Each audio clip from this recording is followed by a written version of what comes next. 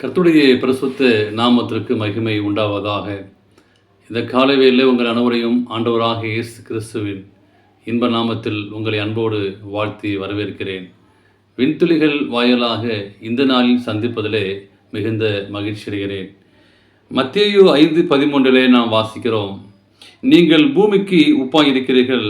உப்பானது சாரமற்று போனால் எதனால் சாரமாக்கப்படும்? வெளியே கொட்டுப்படுவதற்கும் மனுஷரால் மிதிக்கப்படுவதற்கும் மாமே ஒழிய வேறொன்றுக்கும் உதவாது என்று சொல்லி நாம் வாசிக்கிறோம். இதனாலின் செய்தியாக பூமிக்கு உப்பாய் இருக்கிறீர்கள்.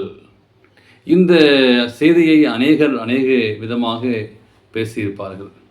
ஆனால் இந்த நாளிலே உப்பு நமக்கு எவ்வளவு முக்கியமான ஒரு பொருள் என்பது எல்லோருக்கும் உணர்ந்தவர்கள் இருந்தது.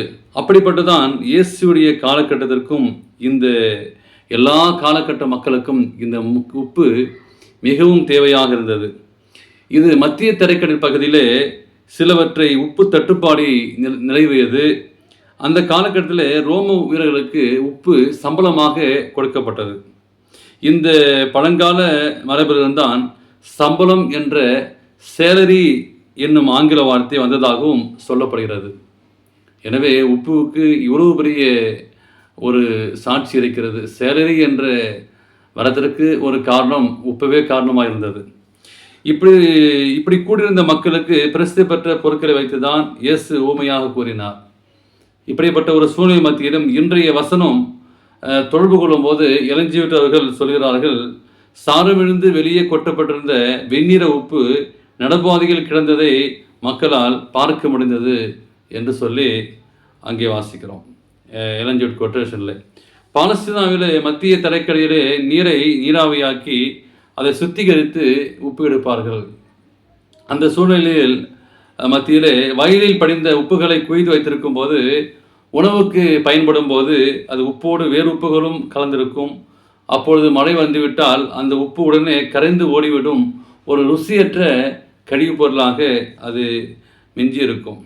இயேசுடைய காலகட்டத்தான் உப்பு பல விதங்களில் பயன்படுத்தப்பட்டது. எனவே தான் உப்பை கொடுத்து அங்கே அடிக்கடி ஆண்டவராகிய இயேசுக்கு சொல்லக்கூடிய ஒரு காரணம், உணவு ருசி சேர்க்கப்பட்டதோடு உணவை பாதுகாக்கும் ஒரு பொருளாகவும் அங்கே உப்பு பயன்படுத்தப்பட்டது. உப்பின் செயல்பாடு முக்கியமாக இருந்தாலும் அது கண்ணுக்கு தெரியாமல் அது செயல்படக்கூடியதாக இருந்தது. எனவே தன் சீடர்களுக்கு இயேசு கிறிஸ்து சொன்னார், பூமிக்கு உப்பாக இயேசு சொன்னார். அதாவது கெட்டு சீரையும் ஒரு சமுதாயத்தில் பாதுகாக்கின்ற ஒரு தாக்கத்தை அது உண்டாக்க வேண்டியிருந்தது. இயேசுவின் காலத்திலே உப்பு சாரமிழ்ந்து உட்படுகிற பெயரில் எவ்வாறு பயன்படுத்தப்படுதோ ஒரு கிறிஸ்துவன் ஒரு தனித்தன்மையாக காணப்பட வேண்டும்.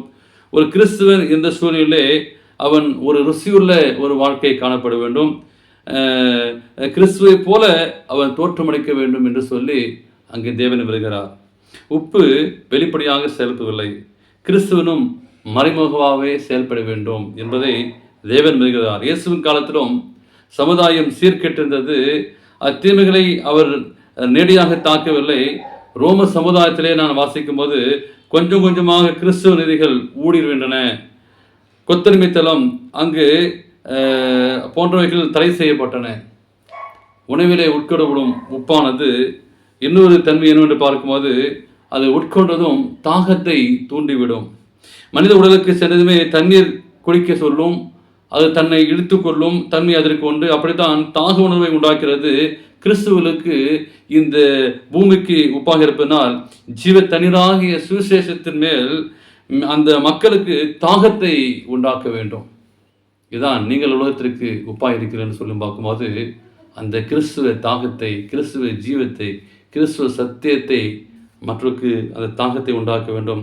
அதை அறிந்து கொள்ள அவசியமாக இருக்க வேண்டும். கிறிஸ்துவலாகிய நீங்கள் நானும் சொல்லிக்கொள்ள அர்த்தமில்லை.